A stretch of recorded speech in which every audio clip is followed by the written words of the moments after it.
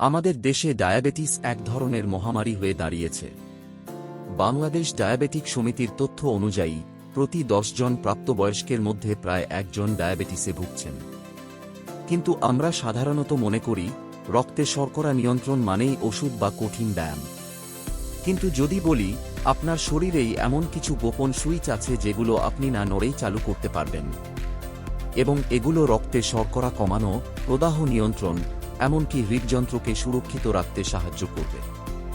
আজ আমি বলবো 8টি বৈজ্ঞানিক উপায় যা আপনি এখনই চেয়ার বা সোফায় বসে করতে পারবেন। এক, শ্বাস প্রশ্বাস। আমাদের বেশিরভাগই দ্রুত অগভীর শ্বাস নেই।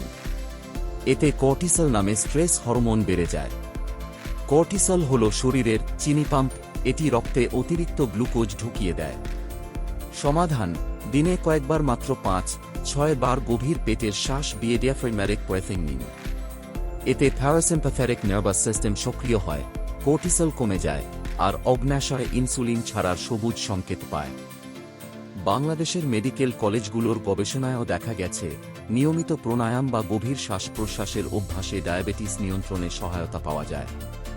2, অঙ্গবিন্যাস। ঝুঁকে বসলে আমাদের ফুসফুস ও ডায়াফ্রাম চাপে পড়ে, ফলে অক্সিজেন কম আসে, লিভারও রক্ত থেকে গ্লুকোজ সরাতে ব্যর্থ হয়। কিন্তু যখন আপনি সোজা হয়ে বসেন, কাঁধ পেছনে রাখেন, তখন ডায়াফ্রাম মুক্তভাবে নড়ে, রক্তে অক্সিজেন বাড়ে আর লিভার চিনি স্পঞ্জিতের মতো কাজ করে।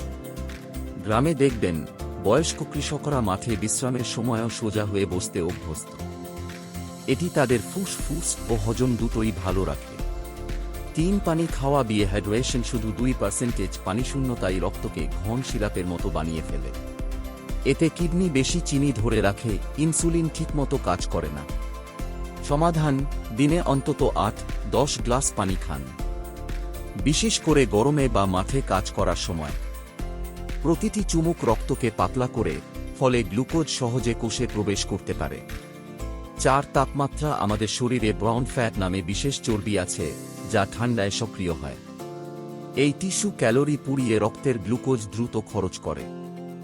সমাধান: ভোরে মুখে ঠান্ডা পানি ছিটান বা হালকা শিরশিরে শীত অনুভব করুন, এতে শরীরের ব্রাউন ফ্যাট সক্রিয় হয়ে যায়। শীতকালে গ্রামে ভোরের শিশির ভেজা পরিবেশে হাঁটাহাঁটি অনেকটা একই কাজ করে। 5, সূর্যালোক। প্রতিদিন মাত্র 10-15 মিনিট সকালে সূর্যালোক শরীরে ভিটামিন তৈরি করে।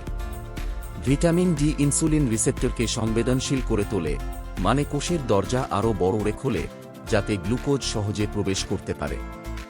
যারা শহরে বাস করেন, অফিসে সারাদিন থাকেন, তাদের জন্য সকালের রোদ ভিটামিন ডি এর প্রাকৃতিক উৎস।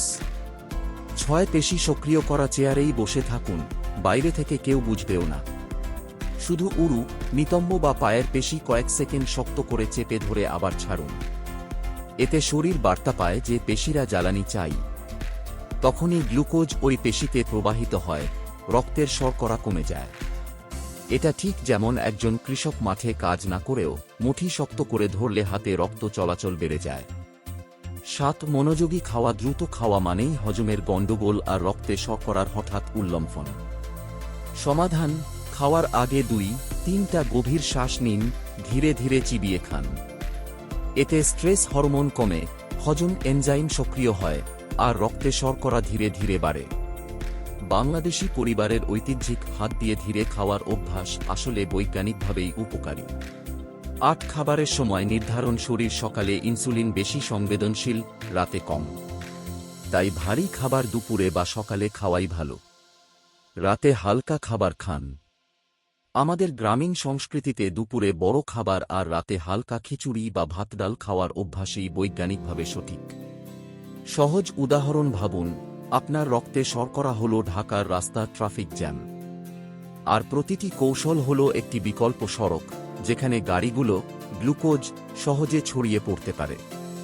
ফলে জ্যাম কমে যায়, রাস্তাও স্বস্তিদায়ক হয়। শেষ কথা: রক্তে শর্করা নিয়ন্ত্রণ মানেই সবসময় ওষুধ বা ব্যায়াম নয়। গভীর শ্বাস, সোজা হয়ে বসা, পর্যাপ্ত পানি, সূর্যের আলো, হালকা ঠান্ডা অনুভব করা, চেয়ারেই পেশি সক্রিয় করা, ধীরে খাওয়া আর সঠিক সময়ে খাবার খাওয়া, এসব ছোট ছোট অভ্যাস দিয়েই আপনি নিজের ডায়াবেটিস নিয়ন্ত্রণে বড় পরিবর্তন আনতে পারেন। আজ থেকেই অন্তত 2-3টি অভ্যাস শুরু করুন। আর দেখুন কেমন বদলে যায় আপনার শরীর।